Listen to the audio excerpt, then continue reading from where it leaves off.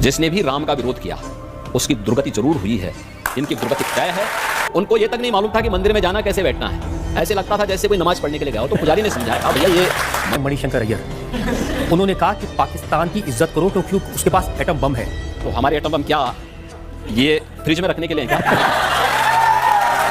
वे जाए ना उस कंगाल के पास, वे भी उस भीख मांगने में शामिल हो जाए। और अब तो पटाखा भी थोड़ा जोर से फटेगा ना तो पाकिस्तान पहले सफाई देता कि नहीं मेरा हाथ नहीं है, नहीं है। क्योंकि हमारी विरासत तो संभाजी महाराज जी से, छत्रपति शिवाजी महाराज से, महाराणा प्रताप से, गुरु गोविंद सिंह जी महाराज से है। हमारा संबंध किसी अकबर और किसी औरंगजेब से नहीं है। अवधीत राणा हैदराबाद में खड़े होकर ओवैसी ब्रदर्स को कह रही है 15 सेकंड दे दो। उन्होंने 15 मिनट मांगे थे, उनसे कहा 15 मिनट कहा, 15 सेकंड में ही हो जाए बात। जिस भाषा को समझेंगे उसी भाषा में वो डोज देना आवश्यक है। जो ध्रुवीकरण करने का प्रयास हो रहा है कुछ कठमुल्लों का, मौलवियों के द्वारा, मुझे लगता है ये चाहते हैं कि वह जीवन भर लुंगी पहन करके ही दौड़ता रहे। माननीय मुख्यमंत्री जी, मेरा सवाल ये है कि कुछ लोग देश के अंदर में रह करके गजवाए हिंद की बात करते हैं और भारत पर कब्जे तक की बात कर देते हैं। तो कई पीढ़ियां सड़ जाएंगी लेकिन सपना नहीं पूरा होने वाला है। कहीं तोड़ फोड़ करोगे तो 7 पीढ़ियां याद करेंगी, वसूली करूंगा याद से। अगर सड़क पे नमाज पढ़ोगे तो हनुमान चालीसा को मैं रोक नहीं पाऊंगा। मैंने देखा उसमें से एक माफिया एक बार जब पुलिस उसको ला रही थी तो उसकी पैंटी गीली हो गई। पार्टी के लोग कह रहे हैं कि उनको जेल में जहर दे के मार दिया। मरना तो था ही। उन्होंने कहा हमारे शाहबुद्दीन भाई साहब, अतीक अहमद भाई साहब और मुख्तार अंसारी भाई साहब को इन्होंने ऊपर भेज दिया। कि ऊपर गए हैं कि नीचे गए ये मैं नहीं कह सकता। फायर ब्रांड नाम से जाने वाले हमारे यूपी के सीएम योगी आदित्यनाथ जी का एक हाल ही में इंटरव्यू आया है आपकी अदालत में, जहां पर हर एक सवालों के जवाब देते हुए योगी जी ने हर एक राम विरोधी, देश विरोधी और पूरे विपक्ष का भी किस तरह से बैंड बजाया है इस वीडियो में हम देखेंगे। और आप लोगों को पता ही है कि योगी जी बहुत घुमा फिरा के बात नहीं करते, बहुत ही स्ट्रेट बात करते हैं और कड़वा सच कह देते हैं। तो फिर बहुत मजा आने वाला है इस वीडियो में, साथ मिलकर देखते हैं। और वीडियो अगर अच्छा लगा आपको तो वीडियो को जरूर एक लाइक कीजिएगा और कमेंट में आपको क्या कहना है आपको पता ही है। योगी जी, आजकल चुनाव का कैंपेन हो रहा है, आप राम मंदिर की बात करते हैं, लेकिन अखिलेश जी के चाचा हैं प्रोफेसर साहब राम गोपाल यादव, वो कहते हैं भारत में मंदिर की क्या जरूरत है? देखिए जरूरत थी इसलिए बन भी गया। इतिहास साक्षी है, जिसने भी राम का विरोध किया उसकी दुर्गति जरूर हुई है। इनकी दुर्गति तय है। अपनी दुर्गति के लिए जाके प्रभु दारुण दुख दीना, ताके मति पहले हरि लेना। तो यह स्थिति इनके साथ भी है। प्रभु ने उनके लिए दुख ही लिखा है क्योंकि उन्होंने देश को दुखित किया है। क्योंकि जैसा कर्म करोगे वैसे फल भी भुगतोगे। तो अब उस फसल को काटने का समय आ गया, इसलिए वे राम का विरोध कर रहे हैं, राम मंदिर का विरोध कर रहे हैं। जो लेटेस्ट बयान आया है वो नाना पटोले का, महाराष्ट्र में कांग्रेस के अध्यक्ष हैं। उन्होंने कहा कि जब हम सरकार बनाएंगे तो इस मंदिर को फिर से पवित्र करवाएंगे, इसको गंगा जल से धोएंगे। पहले अपने आप को तो पवित्र कर लें। और राहुल गांधी तो बार बार अपनी हर पब्लिक मीटिंग में ये कहते हैं कि ये जो प्राण प्रतिष्ठा का कार्यक्रम है इसमें उन्होंने अमिताभ बच्चन को देखा, ऐश्वर्या राय को नाचते हुए देखा, लेकिन किसी गरीब को, किसी मजदूर को नहीं देखा। इनको शर्म आनी चाहिए इस प्रकार की भाषा का उपयोग करने में कि कोई गरीब नहीं था। ये श्रमिक कौन थे?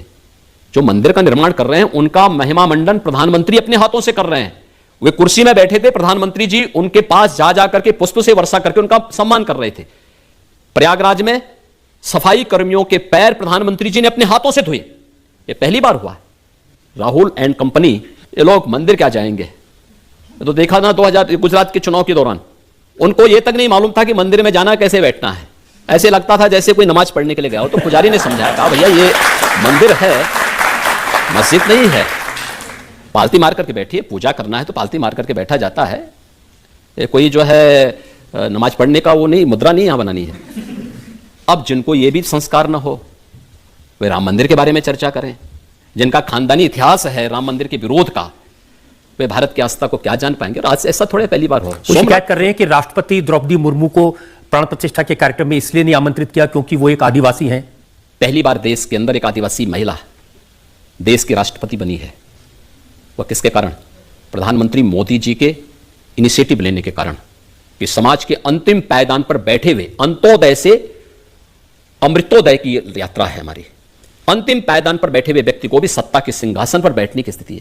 निमंत्रण पत्र सबको दिया था, आदरणीय राष्ट्रपति जी को भी, आदरणीय उपराष्ट्रपति जी को भी, पूर्व राष्ट्रपति आदरणीय रामनाथ कोविंद जी को भी, जिस सूची में हर तबके के लोग थे। तो अमिताभ बच्चन भी उसमें थे, और मुझे लगता है कि हमें उनकी कला पर सम्मान का भाव रखना चाहिए। नहीं, ऐश्वर्या राय तो नहीं थी, लेकिन उनको दिखी। मैं कहता हूं, देखिए, उनकी दृष्टि ही वैसी है, दृष्टि दोष इसी को कहते हैं। दृष्टि दोष ऐसी, अगर ऐश्वर्या राय जी भी रहती तो अच्छी बात होती।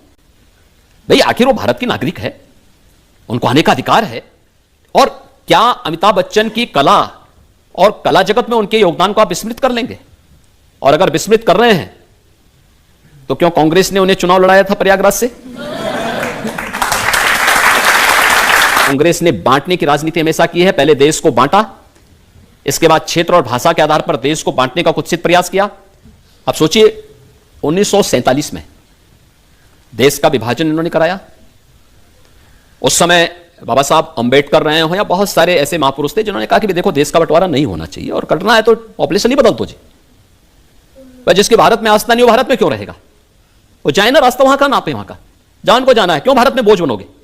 क्षेत्रफल ज्यादा दिया गया, आबादी कम गई।